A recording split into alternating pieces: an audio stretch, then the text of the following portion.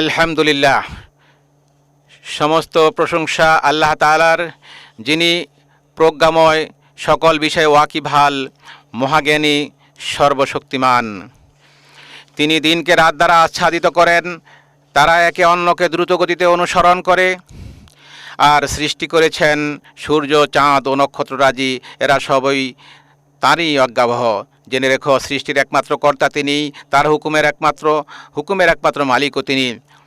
যালিকুমুল্লাহু রাব্বুকুম লা ইলাহা ইল্লা হুয়া খালিকু কুল্লি শাই। তিনি আল্লাহ, তোমাদের রব, তিনি ছাড়া কোনো সত্য ইলাহ নেই, তিনি সব কিছুর স্রষ্টা, অতএব তোমরা তারই ইবাদত করো। তিনি হলেন সমস্ত বিষয়ের তত্ত্বাবধায়ক। সৃষ্টির জন্য রহমত স্বরূপ এবং তাদের অবস্থার সংশোধনের লক্ষ্যে তিনি আল কোরআন নাজিল করেছেন।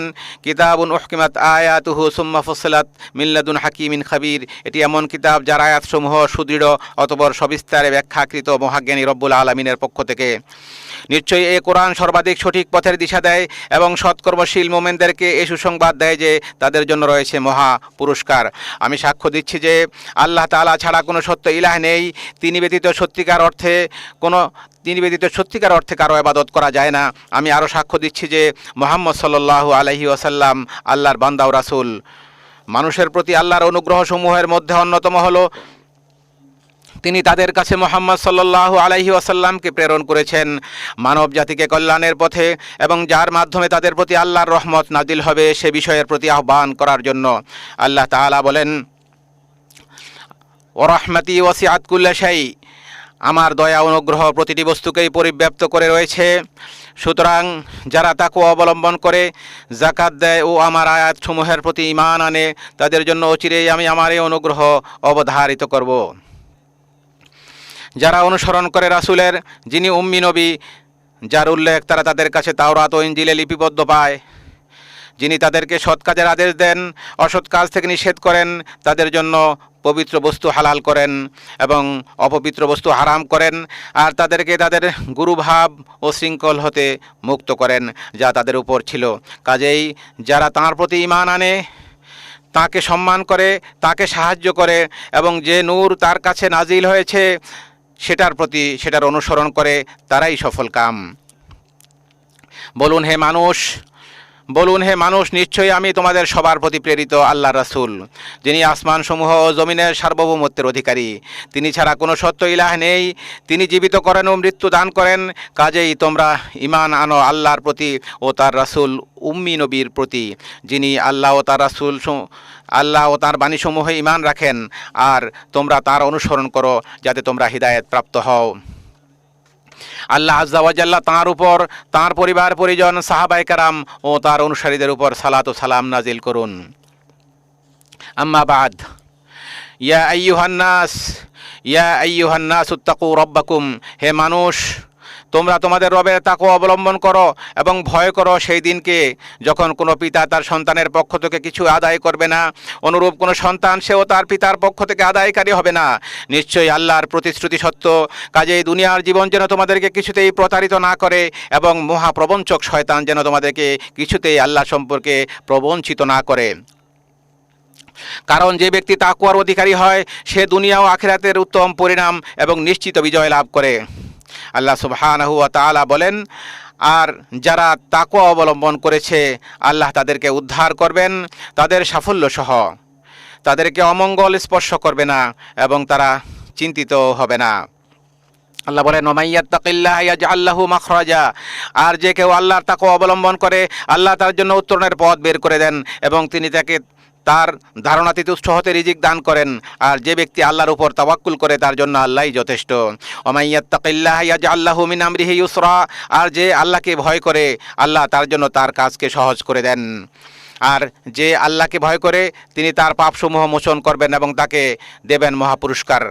আল্লাহ ভীতির অপরিহার্য বিষয়গুলোর মধ্যে রয়েছে বান্দা একমাত্র আল্লাহর ইবাদত করবে, অন্য কারো ইবাদত করবে না। আল্লাহ তাআলা বলেছেন, ইনিল হুকমু ইল্লা লিল্লাহ।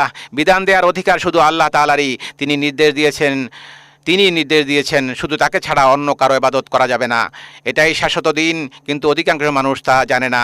ইয়া আইয়ুহান নাসু উবুদু রাব্বাকুমুল্লাযী খালাকাকুম ইলা আখিরিল আয়া। এ মানুষ, তোমরা তোমাদের সেই রবের ইবাদত করো যিনি তোমাদেরকে এবং তোমাদের পূর্ববর্তীদেরকে সৃষ্টি করেছেন, যাতে তোমরা তাকওয়ার অধিকারী হতে পারো। আর এটাই হলো তাওহীদের সাক্ষ্য, লা ইলাহা ইল্লাল্লাহ, তথা আল্লাহ ছাড়া প্রকৃত কোনো ইলাহ নেই, এই কথার মর্মার্থ, যা দিন ইসলামের নিদর্শন ও সাফল্যের চাবিকাঠি। আল্লাহ তাআলা বলেন, ওয়া ইলাহুকুম ইলাহুন ওয়াহিদ লা ইলাহা ইল্লা হুয়ার রহমানুর রহিম। আর তোমাদের ইলাহ এক আল্লাহ, তিনি ছাড়া অন্য কোনো সত্য ইলাহ নেই। ওয়াল্লাযী ইউসাউবিরুকুম ফিল আরহামি কাইফা ইয়াশা। তিনি মাতৃগর্ভে যেভাবে ইচ্ছা তোমাদের আকৃতি গঠন করেছেন, তিনি ছাড়া অন্য কোনো সত্য ইলাহ নেই। তাওহীদের সাক্ষ্যের সাথে রিসালাতের সাক্ষ্য অন্তর্ভুক্ত হয়, কারণ মুহাম্মদ সাল্লাল্লাহু আলাইহি ওয়াসাল্লাম নিশ্চিতভাবেই আল্লাহ রাসূল। আল্লাহ তাআলা বলেছেন, মা কানা মুহাম্মাদুন আবা আহাদিম মির রিজালিকুম ওয়ালাকির রাসূলুল্লাহি ওয়া খাতামান নাবিয়্যিন। মুহাম্মদ তোমাদের মধ্যে কোনো পুরুষের পিতা নন, বরং তিনি আল্লাহর রাসূল এবং শেষ নবী। আল্লাহ সবকিছু সম্পর্কে জানেন। আর এ দুটো শাহাদাত বা সাক্ষ্য ইসলামের রুকনসমূহের মধ্যে সর্বপ্রথম রুকন বা স্তম্ভ। ইসলামের রুকনসমূহের মধ্যে আরও রয়েছে 5 ওয়াক্ত সালাত কায়েম করা, যেমন আল্লাহ তাআলা বলেছেন, ওয়াকিমিস সালাহ ইন্নাস সালাতা তানহা আনিল ফাহশাই ওয়াল মুনকার। এবং সালাত কায়েম করুন, নিশ্চয়ই সালাত বিরত রাখে অশ্লীল ও মন্দ কাজ থেকে, আর আল্লাহর স্মরণই সর্বশ্রেষ্ঠ। তোমরা যা করো আল্লাহ তা জানেন। ইসলামের আরেকটি রকম হলো যাকাত আদায় করা, যেমনটি আল্লাহ বলেছেন, খুয মিন আমওয়ালিহিম সাদাকা। আপনি তাদের সম্পদ থেকে সাদাকা গ্রহণ করুন, এর দ্বারা আপনি তাদেরকে পবিত্র ও পরিশোধিত করবেন এবং তাদের জন্য দোয়া করুন। আল্লাহ তাআলা রমাদানের রোজাকে ফরজ করেছেন, এটি ইসলামের একটি রকম। আল্লাহ তাআলা বলেছেন, শাহরু রমাদান আল্লাযী উনজিলা ফীহিল কুরআন হুদাল লিন্নাস। রমাদানই হলো সেই মাস যাতে কোরআন নাজিল করা হয়েছে, যা মানুষের জন্য হেদায়েত এবং সুপথের উজ্জ্বল নিদর্শন এবং হক ও বাতিলের মধ্যে পার্থক্য নির্ণয়কারী। কাজেই তোমাদের মধ্যে যে ব্যক্তি এই মাস পাবে, সে যেন এ সময় সিয়াম পালন করে। আর যার সক্ষমতা রয়েছে তার জন্য হজ পালন করা, হজ আদায় করা ইসলামের আরেকটি রুকন। আল্লাহ তাআলা বলেছেন, ওয়াযিন ফিন-নাসি বিল হাজ্জি ইয়াতুকা রিজালান ওয়া আলা কুল্লি দামিরিন ইয়াতিনা মিন কুল্লি ফাজ্জিন আমিক। আর মানুষের কাছে হজের ঘোষণা করে দিন, তারা আপনার কাছে আসবে পায়ে হেঁটে এবং সব ধরনের ক্ষীণকায় ক্ষিপ্রগতির উটের পিঠে চড়ে। তারা আসবে দূর দূরান্তের পথ অতিক্রম করে। নবী সাল্লাল্লাহু আলাইহি ওয়াসাল্লাম বলেছেন, আল ইসলামু আন তাশহাদা আল্লা ইলাহা ইল্লাল্লাহ ওয়া আন্না মুহাম্মাদুর রাসূলুল্লাহ। ইসলাম হচ্ছে তুমি সাক্ষ্য দিবে যে আল্লাহ ছাড়া প্রকৃতপক্ষে কোনো ইলাহ নেই এবং মুহাম্মদ সাল্লাল্লাহু আলাইহি ওয়াসাল্লাম আল্লাহর রাসূল। তুমি সালাত কায়েম করবে, যাকাত দিবে, যাকাত আদায় করবে, রমাদানের সওম পালন করবে এবং পথ অতিক্রম করার সামর্থ্য থাকলে বাইতুল্লাহর হজ করবে। আর ঈমান এই যে তুমি আল্লাহ, তার ফেরেশতাকুল, তার কিতাবসমূহ, তার প্রেরিত নবীগণ এবং শেষ দিনের উপর ঈমান আনবে এবং তাকদীর ও এর ভালো মন্দের প্রতি ঈমান রাখবে। আর ইহসান এই যে তুমি এমনভাবে আল্লাহর ইবাদত করবে যেন আল্লাহকে দেখছো, যদি তাকে দেখতে না পাও তাহলে তিনি তোমাকে দেখছেন, এই অনুভূতি পোষণ করবে। হে মুমিনগণ, এ হলো আল্লাহর দ্বীন ও শরিয়া, যা তিনি সৃষ্টিকুলের জন্য নির্বাচন করেছেন, যার মাধ্যমে তিনি তাদেরকে রহমতের চাদরে ঢেকে দিয়েছেন। ফলে এটি তাদের জন্য নানাবিধ কল্যাণ, উপকার ও শান্তি নিয়ে এসেছে এবং বিভিন্ন অকল্যাণ ও অনিষ্টকর বিষয় দূর করেছে। আরাফা দিবসে এই জন্যই রাসূল সাল্লাল্লাহু আলাইহি ওয়াসাল্লামের উপর আল্লাহর এই বাণী নাজিল হয়েছে, আল ইয়াউমা আকমালতু লাকুম দীনাকুম ওয়া আতমামতু আলাইকুম নি'মাতি ওয়া রাদিতু লাকুমুল ইসলামা দীনা। আর আমি আজকে তোমাদের জন্য তোমাদের দিনকে পরিপূর্ণ করে দিলাম, তোমাদের উপর আমার নেয়ামত সম্পাদন করলাম এবং ধর্ম হিসাবে তোমার জন্য ইসলামকেই মনোনীত করলাম। আর নবী সাল্লাল্লাহু আলাইহি ওয়াসাল্লাম সম্পর্কে আল্লাহ বলেন, ওমা আরসালনাকা ইল্লা রাহমাতাল লিল আলামিন। আমি আপনাকে জগৎসমূহের জন্য রহমত স্বরূপ প্রেরণ করেছি। এই পরিষ্কার অবস্থান থেকে বরকতময় ইসলামী শরিয়া কল্যাণ অর্জন ও তা বৃদ্ধি করা এবং অকল্যাণ দূরীকরণ ও তারাশ করার বিষয়টি নিয়ে এসেছে। পাশাপাশি এই সিদ্ধান্ত দিয়েছে যে অকল্যাণ প্রতিহত করা কল্যাণ নিয়ে আসার চাইতেও অগ্রগামী। একইভাবে ছোট কল্যাণ ছেড়ে দিয়ে হলেও বড় কল্যাণ অর্জন করা এবং বড় ক্ষতি রোধ করার নিমিত্তে ছোট ক্ষতি মেনে নেয়ার মূলনীতি নিয়ে এসেছে ইসলাম। একসাথে একাধিক বিষয়ের সম্মুখীন হলে সবচাইতে বড় কল্যাণ এবং সবচেয়ে ছোট ক্ষতিটি গ্রহণ করার নির্দেশ দিয়েছে ইসলাম। এইভাবে ইসলামী শরিয়া এ ব্যাপারে গুরুত্ব আরোপ করেছে যে একটি ক্ষতি দূর করতে গিয়ে আরেকটি ক্ষতি করা যাবে না। যেমন হাদিসে এসেছে, লা দরারা ওয়ালা দরার, ক্ষতি করাও যাবে না আর ক্ষতিগ্রস্ত হওয়াও যাবে না। সুতরাং যথাসম্ভব ক্ষতি রোধ করতে হবে। এ প্রসঙ্গেই ইসলামী শরিয়া এসব বিষয় নিয়ে এসেছে যা জীবনকে সমৃদ্ধ করবে এবং যার দ্বারা উন্নতি অর্জিত হবে আমাদের শরিয়া অন্যকে ক্ষতি করা থেকে অথবা কারো প্রতি কষ্ট পৌঁছানো থেকে নিষেধ করেছে। পাশাপাশি আদেশ দিয়েছে ন্যায় নীতি, উত্তম চরিত্র, পিতামাতার প্রতি সদাচরণ, আত্মীয়তার সম্পর্ক রক্ষা করা, সত্য কথা বলা, অধিকার সংরক্ষণের সাথে সাথে হকদারের নিকট আমানত পৌঁছে দেওয়া, আমানত আদায় করা, চুক্তি ও প্রতিশ্রুতি রক্ষা করা এবং শাসকের কথা শোনা ও তাদের আনুগত্য করা ইত্যাদি বিষয়ের, যেমনটি আল্লাহ তাআলা বলেছেন, ইন্নাল্লাহা ইয়ামুরু বিল আদলি ওয়াল ইহসান ওয়া ইতাই যিল কুরবা ওয়া ইয়ানহা আনিল ফাহশাই ওয়াল মুনকার। নিশ্চয়ই আল্লাহ ন্যায় নীতি বজায় রাখা, সদাচরণ করা ও নিকটাত্মীয়দের দান করার আদেশ দিয়েছেন এবং অশ্লীলতা, অন্যায় কাজ ও অবাধ্যতা থেকে নিষেধ করেছেন। তিনি তোমাদেরকে উপদেশ দেন যাতে তোমরা উপদেশ গ্রহণ করতে পারো। আল্লাহ তোমাদেরকে আদেশ করেছেন অধিকারের নিকট আমানত পৌঁছে দিতে, আর যখন তোমরা মানুষের মাঝে বিচার করবে তখন ন্যায় ইনসাফের সাথে বিচার করবে। আল্লাহ তোমাদেরকে কত চমৎকার উপদেশ দেন। নিশ্চয়ই আল্লাহ সর্বশ্রোতা ও সর্বদ্রষ্টা। হে ঈমানদারগণ, তোমরা আল্লাহ তার রাসূল এবং তোমাদের দায়িত্বশীলদের অনুসরণ করো। অতঃপর যদি তোমরা কোনো বিষয়ে বিবাদে লিপ্ত হয়ে পড়ো, সেক্ষেত্রে আল্লাহ ও পরকালে বিশ্বাসী হয়ে থাকলে বিষয়টি আল্লাহ এবং রাসূলের উপর ন্যস্ত করো। এটি কল্যাণকর ও পরিণামের দিক থেকে উত্তম। তোমরা যখন কোনো বিষয়ে ঝগড়া বিবাদে লিপ্ত হবে, সেগুলো তোমরা আল্লাহ এবং রাসূলের প্রতি সফর্দ করো যদি তোমরা মুমিন হয়ে থাকো, আর এটাই তোমাদের জন্য সবচেয়ে কল্যাণকর।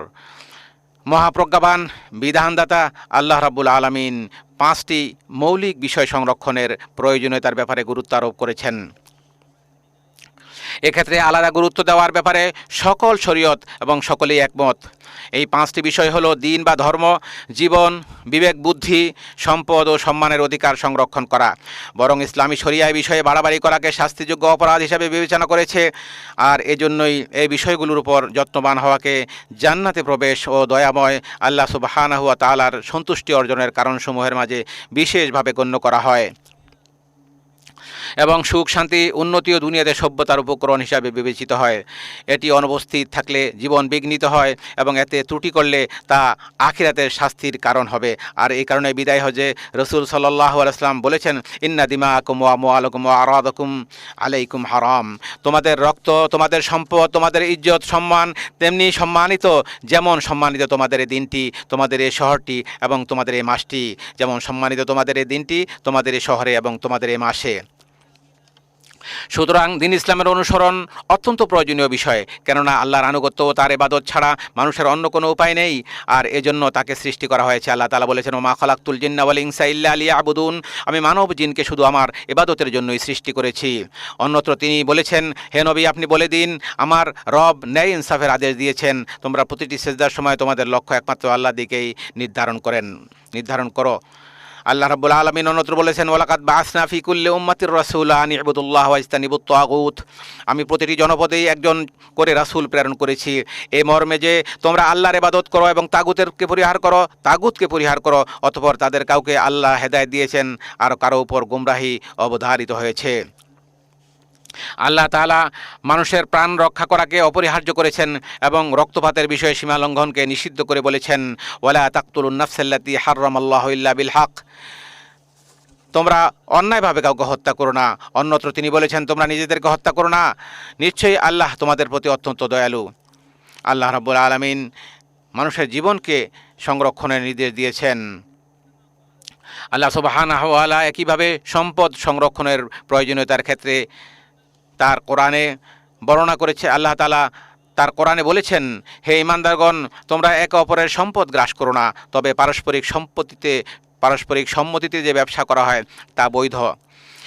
বুদ্ধি বিবেকের সংরক্ষণের প্রয়োজনীয়তা সম্পর্কে আল্লাহ সুবহানাহু ওয়া তাআলা বলেন, ইয়া আইয়ুহাল্লাযীনা আমানু ইন্নামাল খামরু ওয়াল মাইসিরু ওয়াল আনসাবু ওয়াল আজলামু রিজসুম মিন আমালিশ শাইতান ফাজতানিবুহু লাআল্লাকুম তুফলিহুন।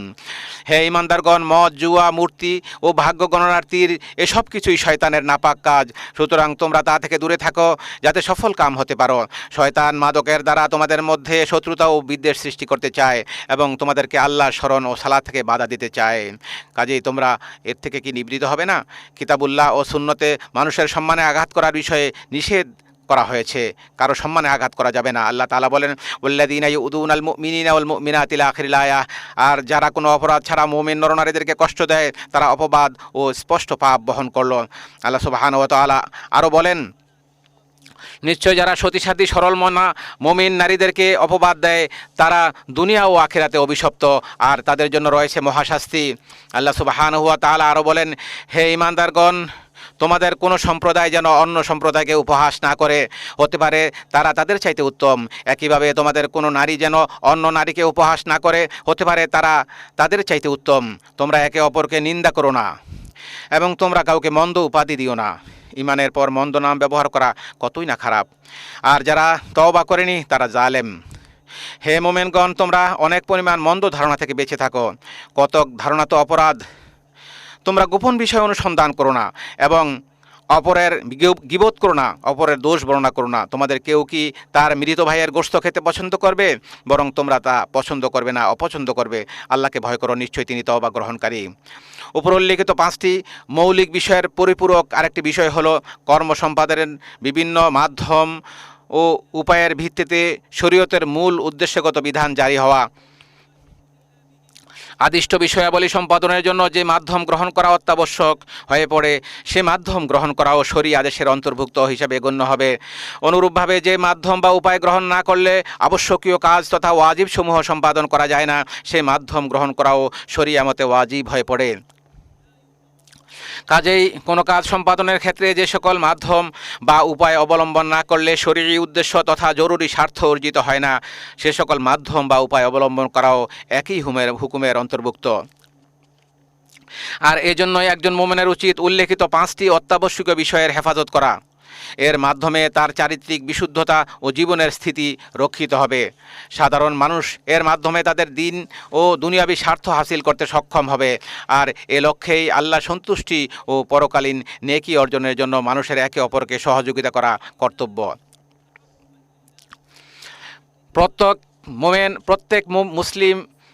প্রত্যেক মুসলিমের দায়িত্ব হলো 5টি মৌলিক বিষয়ের সংরক্ষণের লক্ষ্যে শরীয়তের লক্ষ্য উদ্দেশ্য অর্জনের পথে নেতিবাচক প্রভাব সৃষ্টিকারীদের ব্যাপারে সতর্ক থাকা।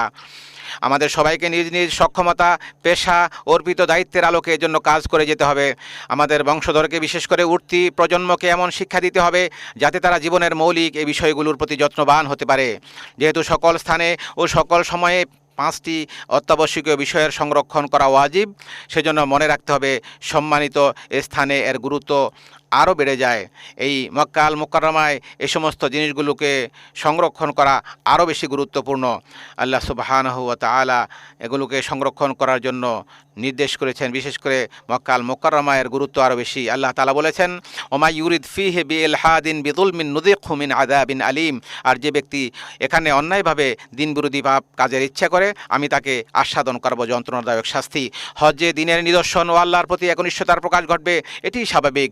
হজ রাজনৈতিক, দলীয় স্লোগান, প্রতীক ও চিহ্ন ব্যবহারের জায়গা নয়। এখানে নির্ধারিত কর্তৃপক্ষের নিয়ম শৃঙ্খলা নির্দেশনা মেনে চলা আবশ্যক, যাতে করে নিরাপদে ও প্রশান্তির সাথে পবিত্র হজ্জের কার্যাবলী সম্পাদন করা যায়, যাতে করে হাজী সাহেবগণ অত্যন্ত নিরাপত্তার সাথে সুন্দরভাবে তাদের কাজগুলো করতে পারেন। আল্লাহর ঘরের সম্মানিত হাজী সাহেবগণ, নিশ্চয়ই আপনারা আরাফায় এমন এক সম্মানজনক অবস্থানে রয়েছেন যার জন্য ফেরেশতারা আপনাদেরকে নিয়ে আল্লাহর কাছে গর্ব করেন। একটি মহিমান্বিত স্থান ও বরকতময় সময়ে আপনারা একত্রিত হয়েছেন। এখানে ভালো কাজের প্রতিদান বহুগুণ বাড়িয়ে দেওয়া হয়, পাপ কাজগুলো ক্ষমা করে দেওয়া হয়, বান্দার মর্যাদা বৃদ্ধি করা হয়। কাজেই রাসূল সাল্লাল্লাহু আলাইহি ওয়াসাল্লামের সুন্নাহ অনুসরণ করে আল্লাহর কাছে নিজেদেরকে সুফর্দ করুন। সে নবীর অনুসরণ করুন যিনি এই সম্মানজনক স্থানে সাহাবীদেরকে উদ্দেশ্য করে ভাষণ দিয়েছিলেন।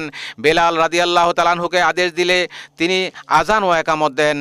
অতঃপর রাসূল সাল্লাল্লাহু আলাইহি ওয়াসাল্লাম 2 রাকাত যোহরের সালাত আদায় করেন। এরপরে একামত দেয়া হলে রাসূল সাল্লাল্লাহু আলাইহি ওয়াসাল্লাম আসরের 2 রাকাত সালাত আদায় করেন। মূলত তা 2 সালাতকে একত্রী করা এবং অগ্রবর্তী করে আদায় করার একটি বিধান। অতঃপর তিনি উষ্ট্রির পিঠে বসেন।